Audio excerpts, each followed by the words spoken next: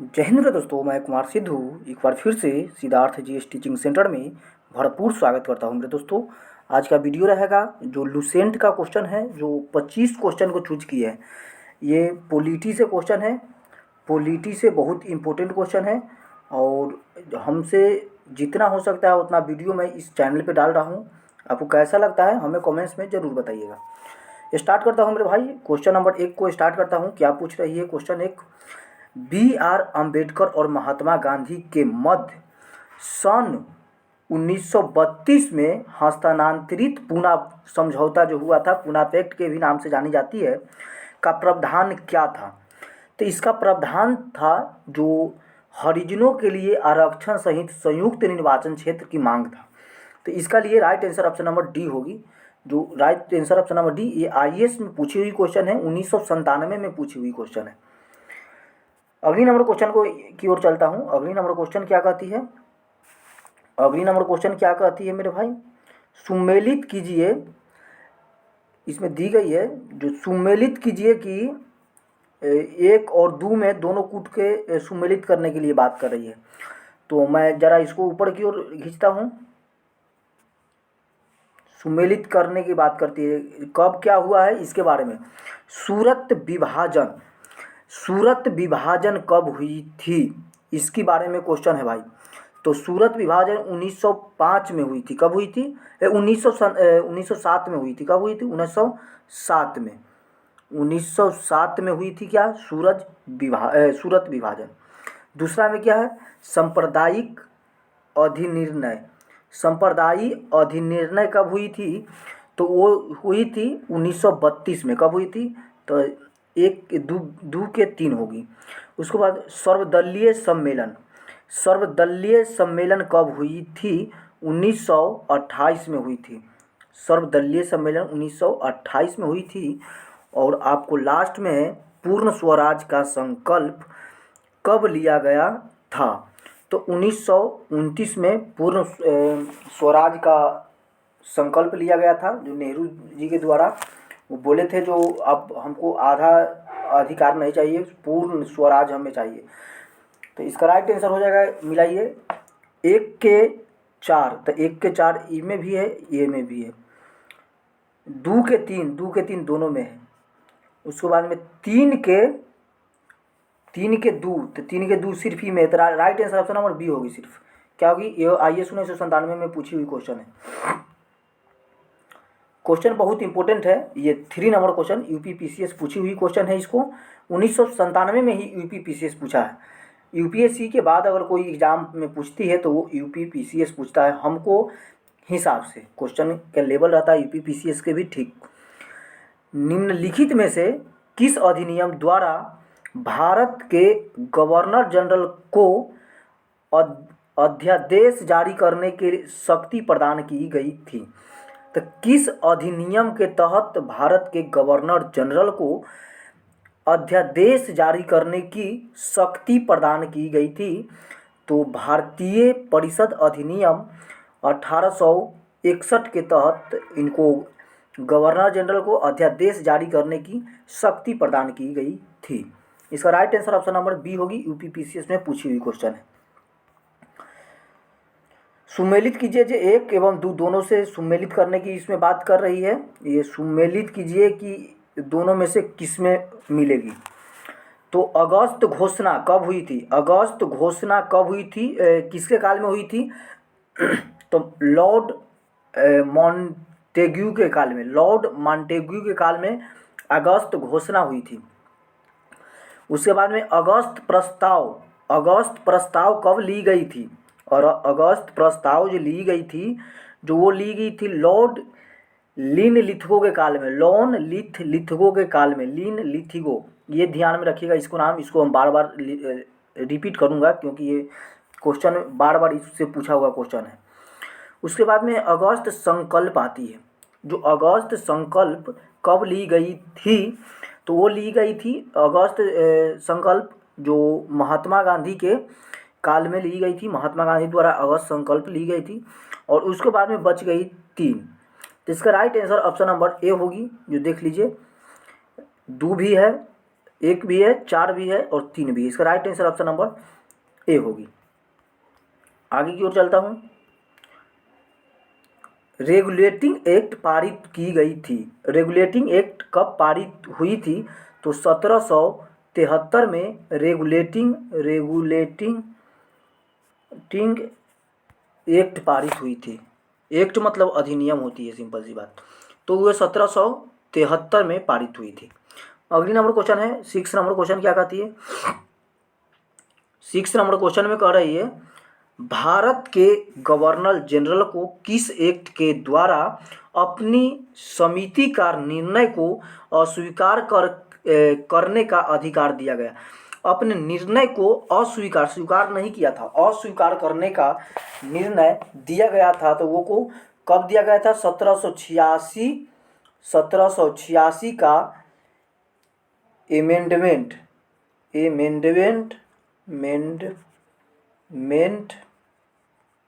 Act, 1786 के amendment act के तहत इसको समाप्त कर दिया गया था, अस्वीकार की गई थी, स्वीकार नहीं की गई थी। देखता हूँ अगला नंबर 7 नंबर क्वेश्चन में है, महारानी विक्टोरिया को भारत की सामग्री नियुक्त की गई थी। तो भारत की सामग्री जो नियुक्त की गई थी, जो 1876 के तहत 8 नंबर क्वेश्चन की ओर चलता हूँ। सबसे कम समय में ज़्यादा क्वेश्चन करने का यही चैनल है जो इसमें ज़्यादा क्वेश्चन किया जाता है। सबसे कम समय लगता है और ज़्यादा क्वेश्चन किया जाता है। 8 नंबर क्वेश्चन में है, सामग्री विक्टोरिया ने 1858 की घोषणा में भारतीयों को बहुत सी चीज़ें दिए जाने का आश्वासन दिया था। निम्न आश्वासन में से कौन सा ब्रिटिश शासन में पूरा नहीं था या पूरा किया गया था? तो पूरा किया गया था, ऑप्शन को देखते हैं, ऑप्शन के हिसाब से ही इसमें लगाया जाएगा। इसका ऑप्शन को देखता हूँ, ऑप्शन के हिसाब से ही लगाया जाएगा। 8 नंबर का आंसर क्या हो जाएगा? तो इसमें रियायतों को हड़पने की नीति समाप्त कर दी जाएगी। ये नहीं होगा। देसी रजबारों को यथा स्थिति बनाए रखे जाएगी। तो ये देसी की बात है जो इसको रखने की बात की गई थी। इसको right answer option number B होगी। यूपीपीसीएस पूछी हुई है 1994 में क्वेश्चन, बहुत इंपॉर्टेंट क्वेश्चन है। आईएएस में ये क्वेश्चन पूछी हुई है। भले ये लूसेंट का है लेकिन क्वेश्चन का लेवल देखिए, लूसेंट क्या आसान न लीजिएगा, पहला नंबर बात ये है। 9 नंबर क्वेश्चन है, मिंटो मार्ले सुधार का उद्देश्य क्या था? मिंटो मार्ले सुधार जो हुई थी इसका क्या उद्देश्य था? तो पृथकीकरण निर्वाचन प्रणाली को एकीकरण करने की बात की गई थी। 10 नंबर क्वेश्चन कहती है, मार्ले मिंटो सुधार बिल किस वर्ष पारित की गई थी? तो ये बिल जो पारित की गई थी 1909 में पारित की गई थी। कब? मार्लो मिंटो बिल जो पारित की गई थी जो 1909 में पारित की गई थी। यूपीपीसीएस अभी तक जितना एग्जाम में जितना क्वेश्चन करवाए हैं 200 क्वेश्चन, आईएएस और यूपीपीसीएस यही क्वेश्चन में पूछी हुई क्वेश्चन है और बहुत इंपॉर्टेंट था। अब एसएससी वगैरह में आएंगे फिर ये भी आईएएस में पूछी हुई क्वेश्चन है। आईएएस पूछी थी यह क्वेश्चन, इसका ध्यान रखिएगा। मुसलमानों के लिए अतिरिक्त निर्वाचन मंडल प्रारंभ करने में प्रारंभ में किसके द्वारा लाया गया था? मुसलमानों के लिए किसके द्वारा लाया गया था? तो इसका राइट आंसर होगा मॉन्टेग्यू चेम्सफोर्ड सुधार 1919 में लाई गई थी, जो मुसलमान के लिए अतिरिक्त निर्वाचन मंडल प्रणाली। तो इसका right answer option number C होगी। इसका राइट आंसर, अरे मार्लो मिंटो सुधार अधिनियम 1909 में लाई गई थी, सॉरी 1909 में लाई गई थी मार्लो मिंटो सुधार अधिनियम। अगली नंबर क्वेश्चन में है 12 नंबर क्वेश्चन क्या कहती है? 12 नंबर क्वेश्चन कह रही है 1909 के इंडियन काउंसिल एक्ट में किस बात की व्यवस्था की गई थी? तो किस बात की? तो 1909 के इंडियन काउंसिल एक्ट लाई गई थी, जो अधिनियम लाई गई थी उस अधिनियम में बात की गई थी जो सांप्रदायिक प्रतिनिधित्व का, जो सभी को सांप्रदायिक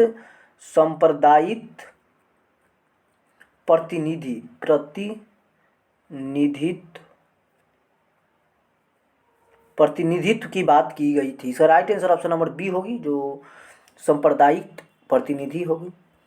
अगली नंबर क्वेश्चन की ओर चलता हूँ। 13 नंबर क्वेश्चन क्या कहती है? मॉन्टेग्यू चेम्सफोर्ड सुधार में प्रावधानों का सार था, मतलब किसके सार में मॉन्टेग्यू चेम्सफोर्ड आई थी और सुधार के बात की गई थी? तो प्रांतों में दोहरा शासन प्रणाली की बात की गई थी, जो मॉन्टेग्यू चेम्सफोर्ड की तरह सुधार लाई गई थी। चेम्सफोर्ड था उस समय में, मॉन्टेग्यू और चेम्सफोर्ड दोनों इस समय में कार्य कर रहे थे, तो अभी लाई गई। आईएएस में पूछी हुई क्वेश्चन है 1987 में। फिर से यूपी पीसीएस पूछ दिया है क्वेश्चन इसको।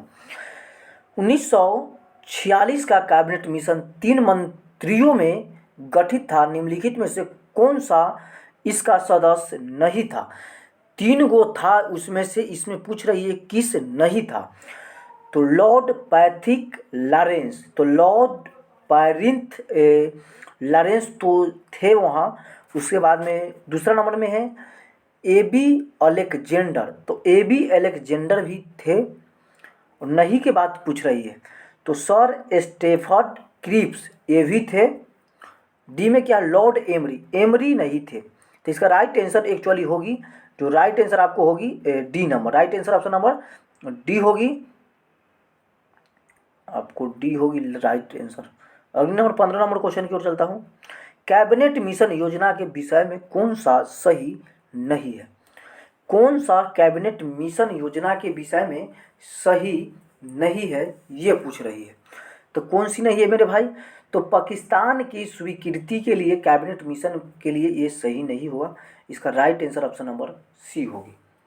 आईएएस 1996 में पूछी हुई क्वेश्चन है, लेकिन अभी ये सब क्वेश्चन पूछेगा नहीं, लेकिन एग्जामिनर के कब दिमाग खराब हुआ, कब पूछ लेगा जो कौन जानता। फिर आईएएस 1988 में पूछी हुई क्वेश्चन है, भारत का संविधान लागू होने तक स्वतंत्रता के पश्चात इसका शासन किसके अंतर्गत चलाया गया था? तो ये बात कर रही स्वतंत्रता के बाद की बात है, जो भारत का संविधान लागू होने तक स्वतंत्रता के पश्चात इसका शासन किसके अंतर्गत चलाया गया था? तो किसके अंतर्गत? तो 1835 के भारत सरकार अधिनियम के अनुसार ये चलाई गई थी, जिस अनुसार वो अंतरिम सरकार भी उसे कह सकते हैं। 17 नंबर क्वेश्चन में क्या कहती है? भारतीयों को वर्ष 1947 में सार्वभौम सत्ता सौंपने की योजना निम्न में से किस नाम से जानी गई है? तो किस नाम से जानी गई है इसकी बारे में कहती है, तो माउंटबेटन योजना के नाम से जानी गई थी। माउंटबेटन योजना के नाम से 1947 का सार्वभौम सत्ता सौंपने की योजना को मानी गई थी, ठीक ना, मॉन्टेग्यू योजना। 18 नंबर क्वेश्चन क्या कहती है? थोड़ा तबीयत खराब होने की वजह से उतना एनर्जी नहीं मिल पा रहा है मुझे। 18 नंबर क्वेश्चन क्या कहती है? जो कौन सुमेलित नहीं है? तो मार्लो मिंटो सुधार, जो अभी जस्ट ऊपर में बताए हैं, जो सांप्रदायिक प्रतिनिधित्व को सामना करते हैं, ये भी है। अगली नंबर क्वेश्चन है, जो भारत सरकार अधिनियम 1935 जो स्वशासन की बात की गई थी, ये भी सही है। कैबिनेट मिशन, जो संविधान सभा का गठन, कैबिनेट मिशन ये भी सही है, क्योंकि कैबिनेट मिशन इसीलिए 1946 में लाई गई थी। कैबिनेट मिशन लाई गई थी जो उसमें कही गई थी जो आप अपना संविधान को बनाइए और किस ढांचा से आप अपना देश को चलाइएगा, इसके लिए संविधान को बनाना जरूरी है। तो इसके बात की गई थी संविधान का गठन की बात। साइमन कमीशन, तो भारत का विभाजन करने के लिए साइमन कमीशन नहीं आई थी, भारत के संविधान के लिए वो लेकर के आए थे। जो आप इस चीज़ को माने थे, साइमन कमीशन में एक भी भारतीय नहीं थे, ये बहुत इम्पोर्टेंट है, इसका भारत में बहुत ज़्यादा बहिष्कार किया गया था। तो right answer option number D होगी, जो सुमेलित नहीं है। अगली नंबर क्वेश्चन है 19 नंबर क्वेश्चन क्या कहती है, 19 नंबर क्वेश्चन में दी गई है, 19 नंबर क्वेश्चन क्या कहते हैं, किस भारतीय अधिनियम के तहत पहली बार विधायिका में कुछ निर्वाचित प्रतिनिधित्व की मंजूरी दी गई थी। तो इसमें किस भारत सरकार अधिनियम, तो इस सभी को पढ़ेंगे उसके बाद ही हमको आंसर मिल पाएगा, ऐसे तो मिलेगा नहीं। तो इसको भारत सरकार अधिनियम, भारत सरकार अधिनियम जो किसके लिए लाए गए थे, तो प्रांतों में द्वैध शासन के लिए लाए गए थे। तो 1 के 3 होगी, भारत सरकार द्वारा द्वैध शासन के लिए भारत सरकार अधिनियम 1919 लाई गई थी। उसके बाद में भारत सरकार अधिनियम 1935 फिर से लाई गई थी, जो संशोधित करके 1935 लाई गई थी, जो प्रांतीय स्वायत्तता के लिए लाई गई थी। तो इसका 2 के 1 होगा। मिंटो मार्लो सिद्धांत या मार्लो मिंटो सुधार एक ही कहा जाता है, 1909 में जो लाई गई थी, जो ब्रिटिश शासक शक्ति में आया था, ये ना सांप्रदायिक निर्वाचन में आई थी। किसके लिए, सांप्रदायिक निर्वाचन। तो सी नंबर के 4 होगा, सांप्रदायिक निर्वाचन। भारतीय परिषद अधिनियम 1861 में, जो डी नंबर के आएगा, भारत परिषद अधिनियम, जो ई किसके लिए आए थे, तो ये सती प्रथा का अंत करने के लिए भारतीय परिषद अधिनियम 1861 में लाई गई थी। अगले नंबर क्वेश्चन है जो ई नंबर, अधिनियम 1858 ब्रिटिश शासन शक्ति में लाया गया था, ब्रिटिश के अधीन, जो वहाँ की विक्टोरिया के हाथ में शासन चली गई थी। यहाँ की शासन 1857 की जब क्रांति हुई थी, तो बहुत ज़्यादा भारतीयों के भी क्षति हुई थी और ब्रिटेन के भी बहुत ज़्यादा क्षति हुई थी। तो इसका राइट आंसर होनी चाहिए, तो बी नंबर इसका राइट आंसर होगी। तो 1 के 3, ए नंबर के 3 होगा, फिर यहाँ पे बी होगी, उसके बाद में यहाँ पे 4 नंबर में सी होगी, और डी नंबर में क्या होगी, डी नंबर में 2 होगी, डी नंबर में 2 होगी, डी नंबर में 2 होगी, उसके बाद में ई नंबर में 5 होगी, ई नंबर में 5 होगी। इसको आप ध्यान से देखिएगा। 20 नंबर क्वेश्चन क्या कहती है, 20 नंबर, अखिल भारतीय महासंघ स्थापित करने का प्रावधान शामिल किया गया था।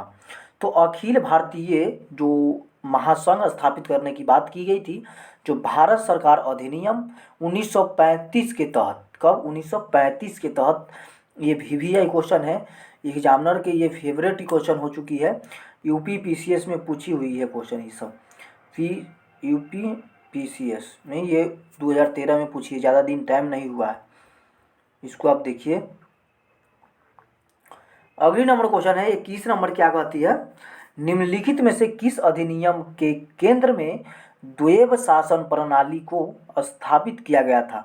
तो द्वैध शासन जो स्थापित की गई थी, तो भारत सरकार या भारत परिषद अधिनियम 1919 के तहत लाई गई थी। यूपी PCS 2014 में इसको फिर से डाल दिया है।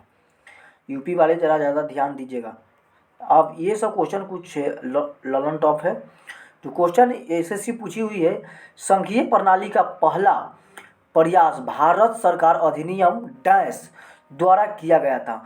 तो कब की गई थी, तो भारत सरकार अधिनियम 1935 द्वारा की गई थी, भारत सरकार अधिनियम 1935 द्वारा। अगले नंबर क्वेश्चन में है,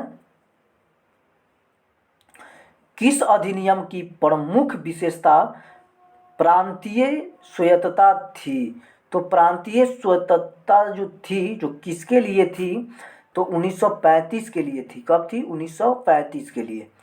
24 नंबर क्वेश्चन क्या कहती है, भारत में सचिव का पद किसके द्वारा निर्वाचित किया गया था। तो भारत में सचिव का पद जो निर्वाचित की गई थी, तो भारत सरकार अधिनियम 1858 के तहत सचिव को लाई गई थी। किसका, सचिव को लाई गई थी। ये RRB NTPC में भी पूछी हुई है, BPSC में भी पूछी हुई क्वेश्चन है। 25 नंबर क्वेश्चन है, किस भारत सरकार अधिनियम के तहत पहली बार विधायिका के कुछ निर्वाचित मंजूरी दी गई थी? तो इसका right answer option number D होगी। जो भारत सरकार अधिनियम 1935 के तहत ही कुछ विधायिका का निर्वाचित प्रतिनिधित्व की मंजूरी दी गई थी। आज का ये लास्ट क्वेश्चन है, जो 26 क्वेश्चन ही लिए थे, थोड़ा तबीयत खराब होने की वजह से टाइप नहीं हो पाया था क्वेश्चन। भारत सरकार अधिनियम 1935 द्वारा स्थापित संघ में अवशिष्ट शक्तियाँ किसे दी गई थी? तो किसे दी थी? गवर्नर जनरल को दी गई थी। किसको? 1835 के द्वारा जो भारत सरकार अधिनियम जो लाई गई थी 1935 में, उसके तहत जो जितना पावर थी, चाहे अवशिष्ट शक्तियाँ जो थी, जो गवर्नर के पास दे दी गई थी। तो आज के लिए इतना ही है। ये वनडे कोई भी एग्ज़ाम हो, एसएससी हो, रेलवे हो, ग्रुप डी हो, एमपीपीसीएस हो, हर एक तरह के कॉम्पिटिटिव एग्ज़ाम में यहाँ से क्वेश्चन डायरेक्ट पूछने की संभावना बनती है। कैसा लगता है हमें ज़रूर बताइएगा। तब तक के लिए जय हिंद।